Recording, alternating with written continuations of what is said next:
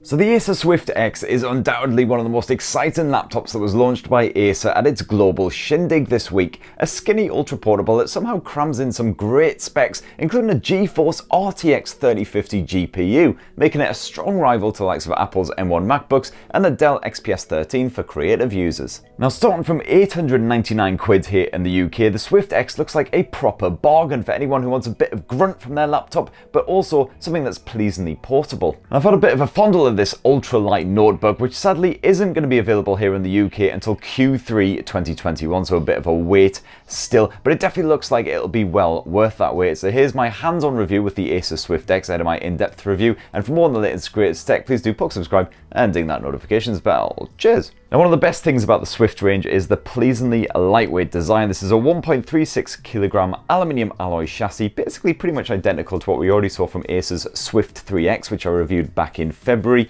and it's suitably skinny at just 18 millimeters at its thickest point. Should hopefully be able to slip that into your backpack or bag without too much of a struggle. But despite being skinny, light little beasties, the Acer Swift laptops are usually fairly durable as well and put up with a fair bit of abuse in their day-to-day lives, and that lid does feel like it's still a little bit flexible, shall we say, but nothing too troublesome. Those bezels surrounding the screen are suitably skinny, but Acer has still managed to find some space for a bit of webcam action up top. And you've got a couple of different colours to choose from, including this rather attractive steam blue effort. Unfortunately, as with most ultra-portables, the Acer Swift X does have quite a limited selection of ports, just a single Type-C connection on here, which is a damn shame. And that's again the same setup as what you had on the Acer Swift 3X, and it is really annoying when you're trying to charge up the laptop, but you also need to connect a peripheral such as an external storage drive at the same time. And sadly, there's no Thunderbolt 4 support here on the Acer Swift X either. You've also got dual Type-A USB ports split between the two different edges and an HDMI port as well. But annoyingly, there was no room for an SD card reader, which is a real shame, especially as this is aimed at creative users. Now, I found that the Acer Swift X's backlit chiclet keyboard was very comfortable to type on, despite the rather skinny build of this laptop. Those keys are very well spaced. My only real grumbles are the single row enter key and the slightly crushed up arrow keys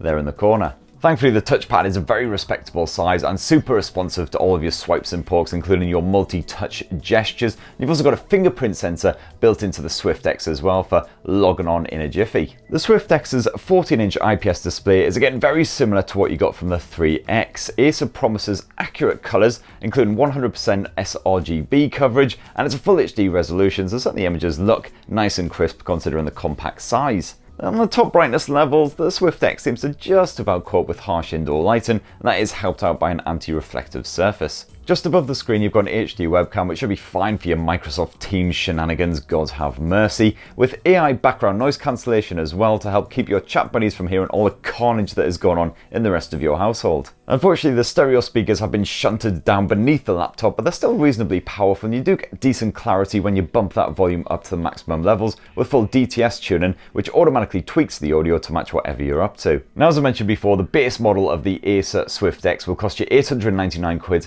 here in Blighty. That comes packing the AMD Ryzen 5 5600U processor backed by 8 gigs of RAM. And impressively, Acer has managed to cram in one of Nvidia's GeForce RTX 3050 GPUs into this as well for a good bit of discrete graphics action. Otherwise, you can upgrade those specs to an AMD Ryzen 7 5800U with double the RAM, 16 gigs in total, and Nvidia's GeForce RTX 3050 Ti, and that will cost you $1199. So if you're wanting to do some heavy creative work, like a bit of 4K video editing or 3D CAD work, for instance, or you might just want to say bollocks to work entirely and just sack it all off for a good bit of Fortnite all afternoon long, well, it looks like that upgraded model is certainly looking very tasty indeed. Of course, with a dedicated GPU and everything, heating is an issue. So you've got a single fan packed in here for cooling with 59 blades combined with a pair of copper pipes to help funnel away that hot air. Hopefully that will prove strong enough to keep the Swift X from throttling. Although of course the only way of really truly knowing that is by testing the bugger out. So hopefully I'll get my hands on the Acer Swift X for review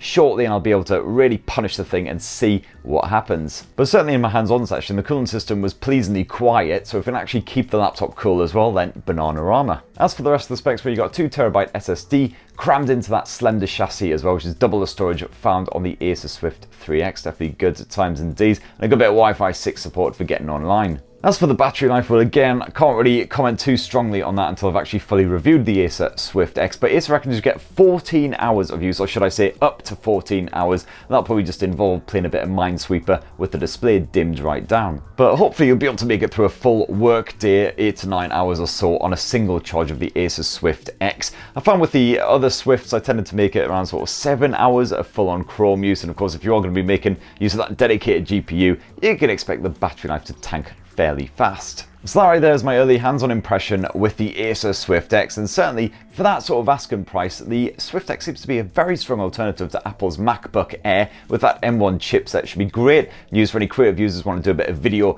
editing or CAD work on the side. But it'd be great to hear your thoughts as well. Please do smash those down in the comments below, plug subscribe, ding that notifications bell, all the usual YouTube jazz, and have yourselves a fantastic rest of the week. Cheers everyone, love you!